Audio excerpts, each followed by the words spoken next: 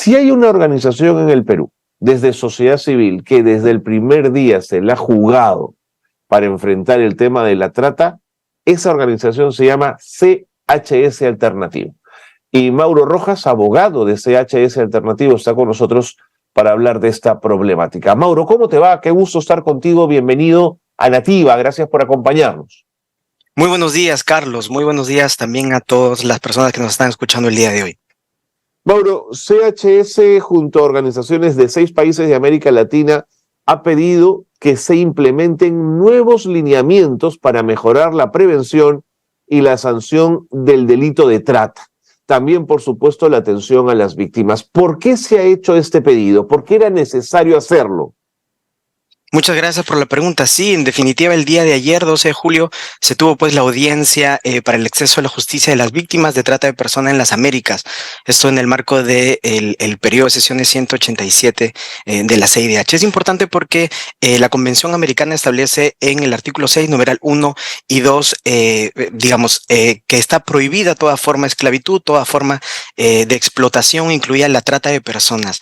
Y frente a esta obligación, el Estado tiene la obligación pues de prevenir, de sancionar, de perseguir el delito, así como de atender y reintegrar de manera adecuada a las víctimas. Sin embargo, con el devenir del tiempo hemos visto que quizás el Estado no está cumpliendo de manera adecuada con estas obligaciones. Es por eso que en este espacio es que se ha presentado un poco lo que usted mencionaba, y es cómo es que ha ido creciendo este delito y cómo es que se viene vinculando actualmente con la criminalidad organizada, ¿no? Esto definitivamente en perjuicio de las víctimas, que principalmente recordaremos que en la trata de personas son mujeres, son niñas, niños y adolescentes también, ¿verdad?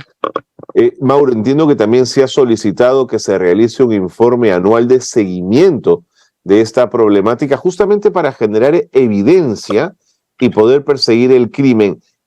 Mi pregunta es la siguiente: ¿este pedido parece una necesidad frente a los estados latinoamericanos que no se han comprometido realmente en la lucha contra la trata? ¿O me equivoco, Mauro?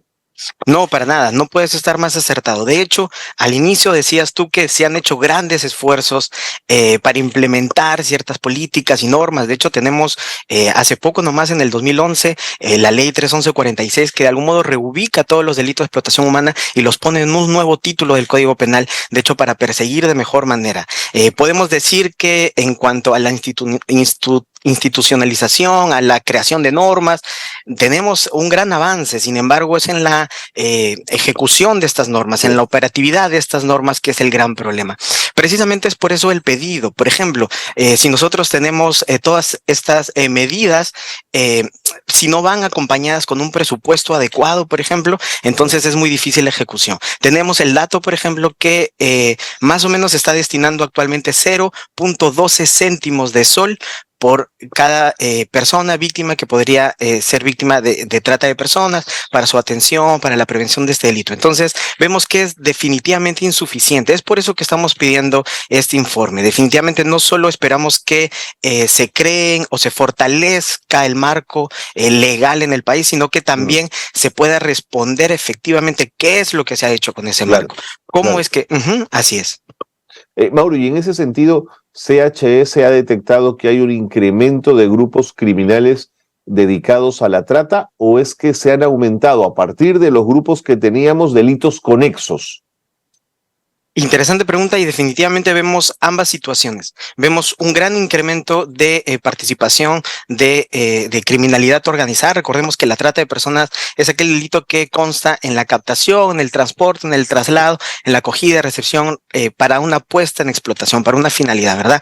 Entonces, definitivamente es un delito que implica un proceso, y es en este proceso que se da en el marco muchas veces de crimen organizado. Entonces, estamos teniendo cada vez con mayor frecuencia que vemos bandas organizadas, por ejemplo, ya reconocidas como el Tren de Aragua, que capta, por ejemplo, a víctimas en la frontera con Ecuador o en Colombia, en el mismo Venezuela, y las terminan trayendo aquí. Dentro del país también siempre hemos tenido, este delito, zonas de captación, de tránsito, de explotación, pero ahora vemos con mucha mayor frecuencia que entre estas tres zonas, se encuentran también otros países, ¿no? Pero también también vemos el incremento de delitos conexos, y eso es importante poder mencionar. Y precisamente hago relación a lo que mencionaba antes. En el 2021 tenemos esta norma que crea un nuevo título y que reubica, digamos, a todos los delitos que tienen que ver con explotación humana, ¿no?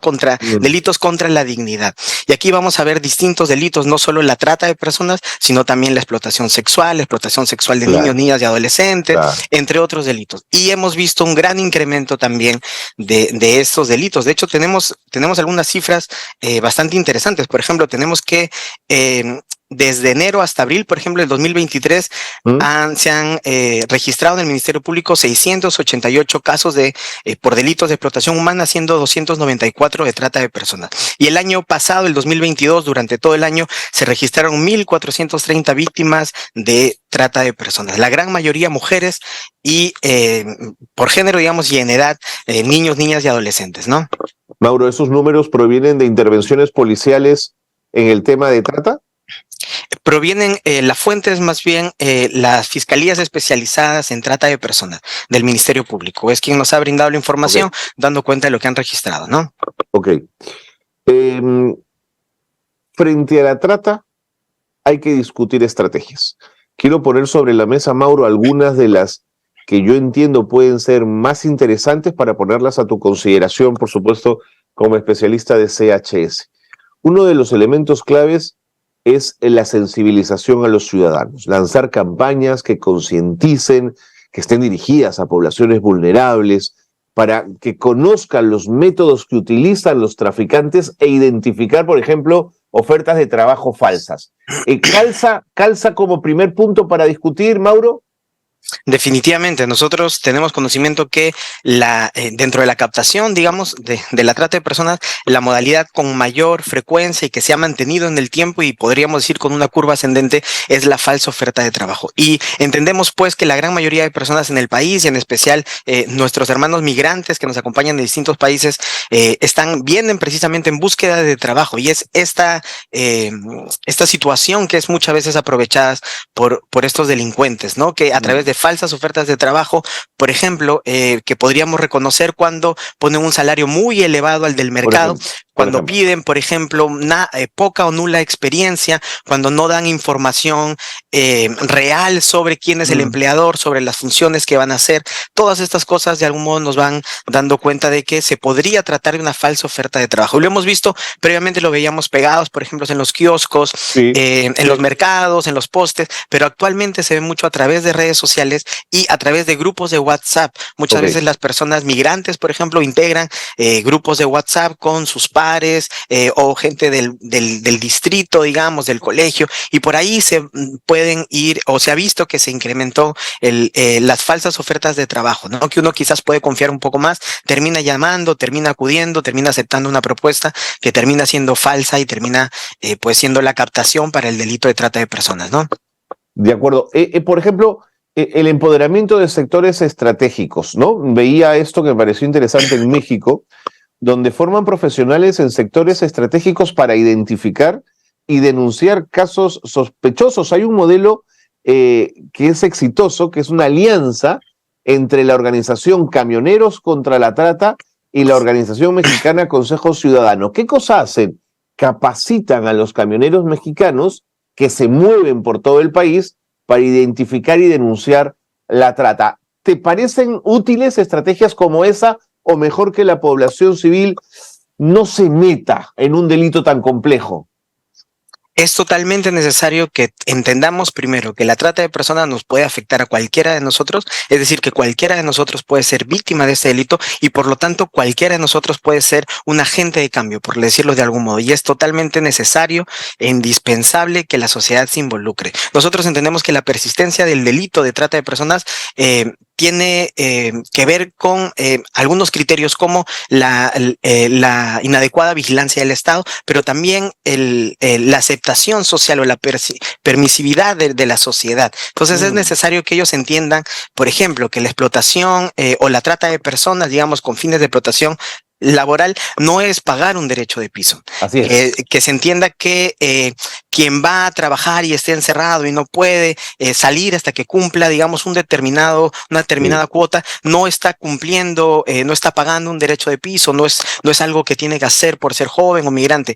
Eso se llama explotación, ¿no? Bueno, dependiendo de ciertos criterios, pero es necesario que la población lo entienda. Y por eso es muy necesario acciones como las que mencionas. Por ejemplo, tenemos en la política nacional actual contra la trata de personas hasta el 2030, tenemos 42 servicios. De estos 42 servicios, hay un tercio de servicios que están dirigidos hacia la prevención. Es así de importante. Si es que no, si se pone más atención, digamos, o se reduce esta captación, definitivamente también se reduce la trata de personas. Es ahí la importancia. Y solo para mencionar, es importante que si es que las personas que nos están escuchando el día de hoy sienten que ellos han sido víctimas o conocen alguna víctima, es necesario que entiendan que pueden denunciar de manera gratis, de manera segura, de manera confidencial a cualquier comisaría cercana, fiscalía cercana. Clarísimo. O llamando a la línea 1818. Esto es muy importante. La línea 1818 contra la trata de personas. Muchas gracias, Mauro. Se han quedado varios puntos en el tintero para analizar, pero creo que tendremos oportunidades. Es un tema que no debemos agotar. En tal caso, si les interesa el tema, en cartelera hay una película peruana que se llama La Pampa, que está hablando de este tema, y hay una gran discusión internacional sobre una película también que toca el tema de trata, y algunos medios importantes no la quieren pasar, no la quieren exhibir. Esto es una discusión en torno a ese tema. Gracias, Mauro. Siempre un gusto conversar con CHS Alternativo. Gracias. Muchas gracias, Carlos.